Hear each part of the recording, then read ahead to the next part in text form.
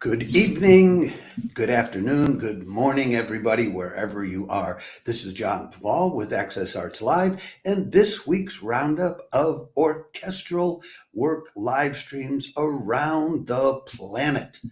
We have so much going on this week. I'm so happy to be telling you about it. You can tell from looking at that screen there, we have top conductors like Yada Bignamini there up in the upper left-hand corner, but we also have up-and-coming conductors like Deliana Lazarova, who is in the picture right next to him. We've got John Williams conducting John Williams, Christian Macelaru, and others. And we have such a great mix of classic, traditional classical music, but also new compositions. The whole bottom row there and is new composers. Well, they're new to you. The fourth of them, the Russian woman there in the lower right-hand corner, I'm sure you are not familiar with her symphony that you're going to get a chance to hear live stream this week free of charge. So we just have a great lineup for me to tell you about, and I'm looking forward to doing so. Now, before I go any further, let me remind you, as I am wont to do on a regular basis, if you're watching this on Facebook, please like the video. If you're watching this on any of our other 6 platforms, please follow and or subscribe to Access Arts Live wherever you find us, which would be on YouTube, X, TikTok, Instagram, Threads, or LinkedIn, or all 7 of them if you like. And we'll continue to provide you with over 1,000 links to live performances online in the coming year, just as we did in the last year. How about that? That's hard to beat. Okay, so let's move on to the first of this week's offerings, which will be coming up, I think, just in a day or two, coming to us from Tomsk, Siberia. And that'll be on, when is that? That's going to be on Thursday. We don't have anything before Thursday, folks, so far. Thursday, June 5th, Igor Barandayev leads the Tomsk Philharmonic through its end-of-the-season concert for its 79th concert season, playing Tchaikovsky's Fourth and music from Glazunov's ballet, The Seasons. That's like, yeah, they've been doing concerts out in Siberia for 79 years now. That's at 7 o'clock in the evening, Krat, or Siberian time, 1 o'clock in the afternoon in Europe, 9 o'clock in the evening in Australia, 7 o'clock in the morning on the East Coast in the US, and 4 o'clock on the West Coast. So you Australians and you Europeans, you're in luck.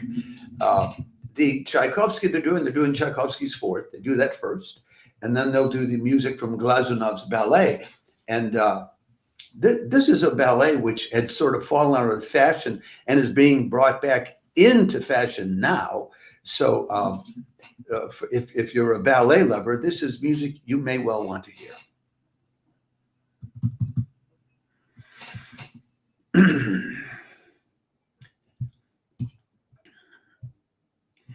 Next up, coming this week, I think will also be on Thursday, something very different from a couple of old Russian standards. Thursday, June 5th, Artificial Intelligence meets the Classics as Michael Seal conducts the Munich Radio Orchestra in sci-fi video game music and premieres an AI-assisted work by 27-year-old composer Michael Leitner. Michael Seal is he's kind of a freelance conductor. He's officially the associate conductor of the City of Birmingham Symphony Orchestra because he has worked with them as an assistant conductor in the past, and he actually was a violinist with them earlier in his career. But he guest conducts all over the place with all 5 BBC orchestras, with Bournemouth, with the Philharmonia, the London Phil, the Ulster Orchestra, the BBC Proms. He's also conducted some of these other orchestras we're always telling you about. Their live streaming, the Cologne Radio Orchestra, the Frankfurt Radio Orchestra, the Lahti Symphony Orchestra up in Finland. So, and he also has done a fair amount of opera conducting, working together with people like Sicario Ramo and Andres Nelson. So so he sort of has a dramatic sort of free spirit approach, which makes him, ideal for conducting things like the Avengers Suite, music from the Marvels movies, Time from the movie Inception, the Tunnel Chase from iRobot, some Princess Leia's theme from Star Wars. And then there's this 27-year-old guy, Michael Leitner. And if I put their pictures up for you, yeah, he's the guy on the right who looks 27 years old. And he has come up with a piece of music using AI composition software called Ricercar, Ricercar. I think that's the way to pronounce it. And it's supposed to capture the sound of the Munich Radio Orchestra. I'm not sure how I feel about AI invading classical music. I'm all about live streaming of the performing arts because it's the human live element that appeals to me, not the fake things that you find in metaverses and other things. So I'm not sure what to think of it, but if you're interested in that, it's there for you this Thursday. And that's with, what orchestra is that with? Let me double check that. That's the Munich Radio Orchestra, so it's free of charge. We give you the link. You can check it out and find out whether that suits your taste or not. We move from that. We're on to Friday already. There's just, we're coming towards the end of the season for a lot of these orchestras. So some of them have already sort of wound down their year. But this next concert is conducted by one of these, this wave of up-and-coming women composers, Deliana Lazarova. So let me do a proper intro for her. Rising star Bulgarian conductor Deliana Lazarova conducts the Sao Paolo Phil in music by Tabakova, Britten, and Holst about the Earth, the sea, and the planets, Friday, June 5th. This is taking place in Sao Paulo in Brazil, and it's a daytime concert. So it'll be, it ends up being 7:30 in the evening in Europe, 1:30 in the afternoon on the East Coast, and 10:30 in the morning on the West Coast. I'm pretty sure those are the times. It's Tabakova's Earth Suite, Timber and Steel, composed in 2019. Benjamin Britten's 4 sea interludes, which are included in Peter Grimes. That was composed in 1945. And then Gustav Holst's The Planets, Opus 32, which is already over 100 years old. So Lazarova, we told you, if you keep track of Access Arts Live, you get to know all of these new composers and new conductors. We told you about, she did a live stream with the Frankfurt Radio Symphony back in mid-May on a Friday night. And they did Lily Boulanger's D'un matin de printemps, spring morning, which everybody did last year anyway. They did Henri Dutilleux's Tout un monde lointain, which is a cello concerto, which means an entire distant world, and then Beethoven's Second Symphony. She's Bulgarian, started out as a violinist, and she got an MA in violin at the Jacob School of Music in Indiana. But she's won conducting awards. She won an award at the Siemens Halle International Conductors Competition. She assisted Sir Mark Elder at the Halle Orchestra from 2020 to 2023. She assisted Christian Macelaru at the Cologne Phil and at the Orchestra Nationale de France.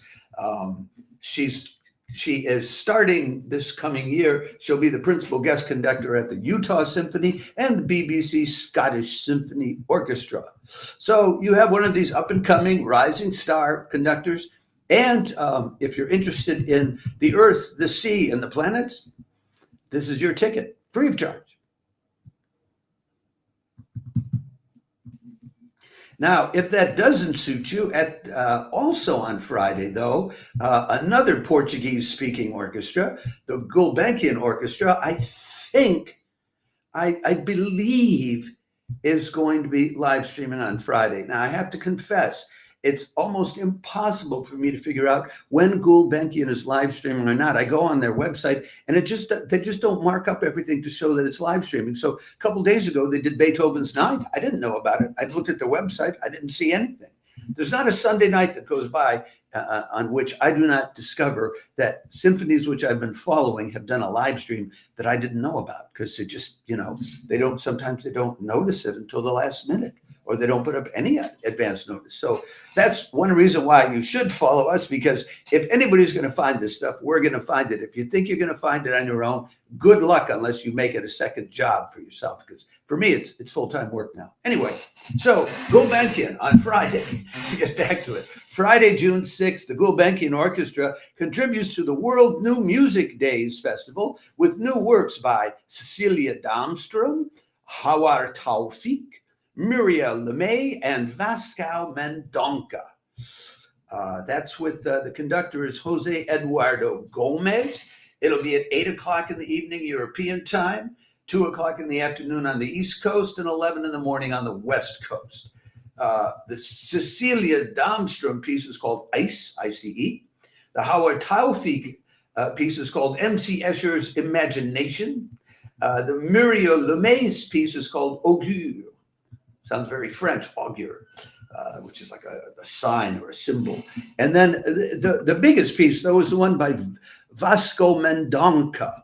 It's called Step Right Up. It's a concerto for piano and orchestra, which was commissioned by the Gulbenkian Foundation. I think I have a picture of that composer for you, but maybe I want to tell you about the pianist first. That's the photo of Raul da Costa, who's the pianist. He's 32 years old. He studied, he is Portuguese, but he studied at the Hanover Hochschule für Musik, Medien, and Drama. And then he studied at the Hochschule für Musik in Berlin. He's played around, done a lot of performing on Portuguese, radio and television, and on Arte, Deutsche Grammophon, Deutschland Radio, etc. He's got a live recording of Rachmaninoff's fourth piano concerto with the Porto Symphony Orchestra, etc. So he's a young guy, and he's starting to build, you could say he's starting to build his resume. And then the composer, Vasco Mendonca, I've got a picture of him that I can put up for you, I believe. Here he is, Vasco Mendonca.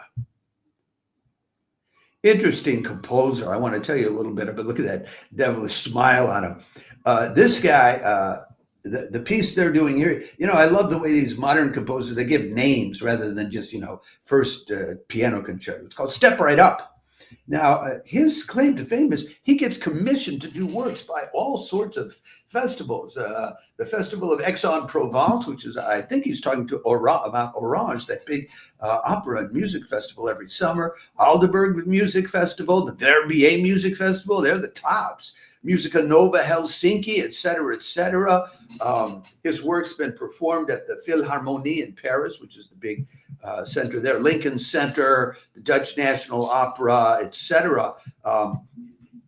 He was commissioned by the festival in Aix-en-Provence, that must be the Orange Festival, to do an opera back in 2013, and he composed one. I think it was called The House Taken Over. And but he's also worked with a lot of theater companies, the Music Theatre Wales, the LOD Musique Theater, the Musique Theater Transparent. These are German outfits, I'm pretty sure. And I think he's worked closely with Katie Mitchell, who was involved with the opera that he composed as well. So that's a blast of new music, or what I like to call now music. It's just now. It's not old enough to be new. So, and that's on Friday, and we've given you the times on it, and that's free of charge as well.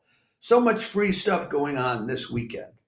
And then the next offering on Friday will be, I think, a little later in the evening, because it's coming to you from out in Minnesota. And I just tried putting the photo up for you, and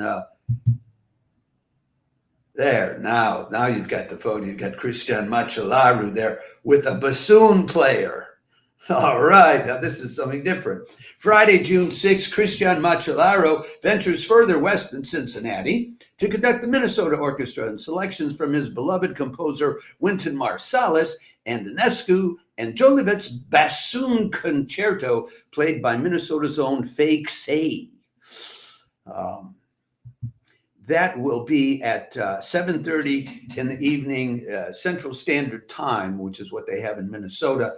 So that'll be 8:30 on the East Coast, 5:30 in the evening on the West Coast, 2:30 in the morning in Europe, and 10:30 in the morning, Saturday morning, down under in Australia. Again, it's free of charge. We give you the links. Christian Macelaru, he's the outgoing head guy at the Cologne Philharmonic, and he's also been the head guy at the Orchestra Nationale de France. He's starting next year. He'll be the head guy at the Cincinnati Symphony Orchestra, and I guess he's getting his feet wet in other parts of the United States as part of that process. And why not? And he's worked together with Wynton Marsalis on a number of pieces in the past. At the Cologne Philharmonic. So do I have the list of what they're going to be doing?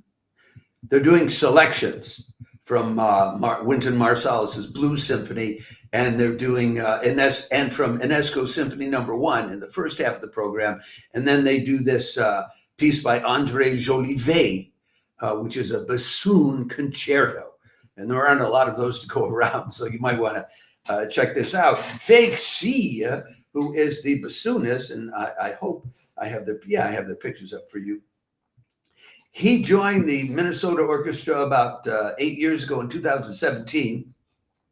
Before that, he was with the Baltimore Symphony Orchestra, and he's been a soloist with Minnesota, with Baltimore, with the Sichuan Conservatory Symphony Orchestra in China. Well received by the press. Used to teach at the University of Maryland, and now that he's in Minnesota, he teaches at the University of Minnesota. He's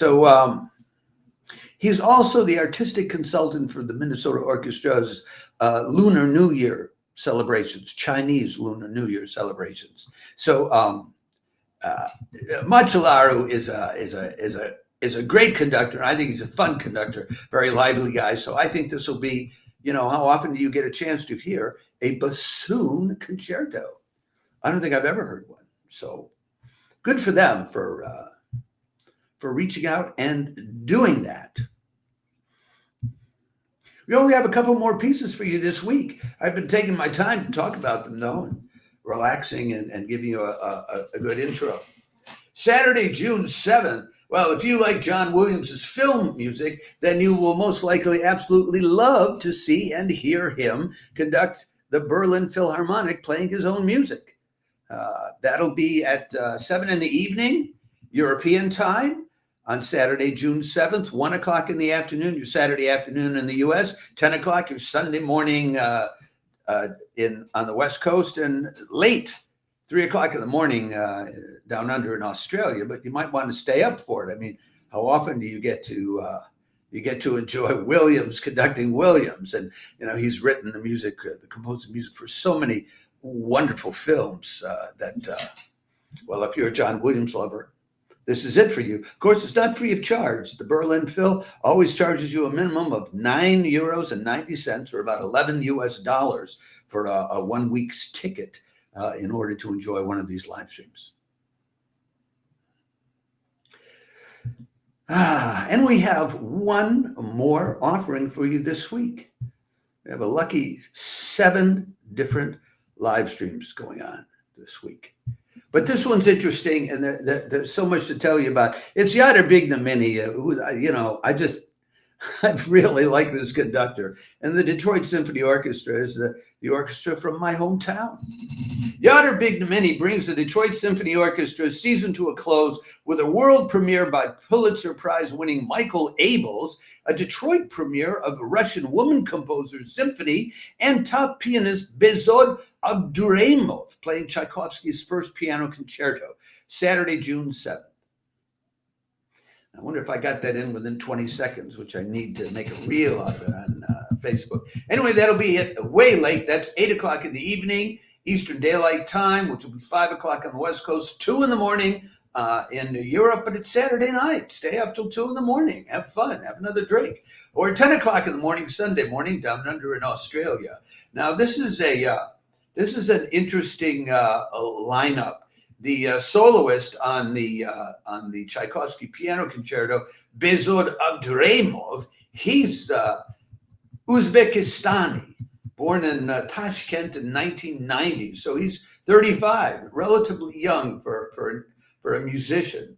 But he studied at the International Center for Music at Park University, Missouri, where he is currently the artist in residence. So he's a guy who returns to his musical origins. But he's played with a number of both the American and European orchestras before, the LA Phil, the San Francisco Symphony, the Cleveland Orchestra, also the Orchestra de Paris, the Concertgebouw in the Netherlands, the Deutsche Symphony Orchestra in Berlin. So he's been around. So that should be good. But let me tell you about these other two composers. I think I have separate pictures for you. Oh, and I do want to mention, I don't know any conductor who works as well with guest soloist as Yadar Bignamini. Every time he does so, it's like fireworks, and the orchestra and the soloist and Bignamini, they're like this, and then fire. It's just so, you can't go wrong with Yadar Bignamini and a soloist like this. But let me tell you about Michael Abels first, and I think I have a separate picture of him for you. I know that I had it in the full lineup of all the pictures. Here's Michael Abels. Although Michael Abels does not appear to be a very dark-skinned person in that photo, I do believe he's African American. He's older, born in 1962, so he's already 60-something. He's best known, and I referred to that in the introduction. He won the Pulitzer Prize for Music in 2023 for an opera that he composed called Omar. And he co-wrote it with Rhiannon Giddens. He's also composed a number of scores for films by Jordan Peele, one of which had a lot of hip-hop influence in it. So he's composed works for the Kronos Quartet, for Hilary Hahn, very classical people. He's also the co-founder of the Composers Diversity Collective, which is an advocacy group to increase visibility of composers of color in film, gaming, and streaming media. So I want to be sure to point this out when we circulate a clip of my talking about this right now to our Facebook groups, which are dedicated especially to composers of color or African American artists and excellence in the arts. In addition to that, there's the other piece they're doing. So you won't have heard that piece by him before. This is your first time opportunity to hear it. And then there's a piece of music by this woman, Leokadia Alexandrovna Kashperova, a Russian pianist and composer, born 1872, and she died in 1940. And her story is so romantic. She graduated in 1893 from the St. Petersburg Conservatory at a time when a lot of women weren't doing that. Then she graduated, and I guess that was as a pianist. And then she graduated a second time in 1895 as a composer. And she went on to compose a symphony, which I guess is one we're going to hear this Saturday night, a piano concerto, choral works, chamber music, piano solos, art songs. She started getting recognition in the early 20th century. She used to host musical evenings at her apartments, like a musical salon, back in the early 1900s in her apartment in St. Petersburg. She went on concert tours to Berlin and to London. And then in 1916, she became a teacher at the Smolny Institute. Why am I telling you this? Well, because there she met Sergei Andropov, and she fell in love with him. And he was her student, and he was also a leader of the Bolsheviks. There was a Yuri Andropov, like 70 years later, who was the premier of the Soviet Union in its closing years in the 1980s. I wonder if they're related. I didn't have the time to do the research. Anyway, they fell in love. Then the Russian Revolution started a year later, and they let out of time They lit out of town to get away from the revolution so they didn't get arrested or shot for being in existence. Then they moved to Moscow finally, and then she went private. The last time she did a concert was in 1922. She became a composer in secret until her death in 1940. And the only person who remembered her by the time she died was Stravinsky, who was an ex-student of hers, and he called her, quote unquote, antiquated and a blockhead. So much for gratitude from a former student. And what a sad story. But you get a chance to hear the music that this woman was composing, and that she composed in the days when she was a rising star on the musical scene in St. Petersburg.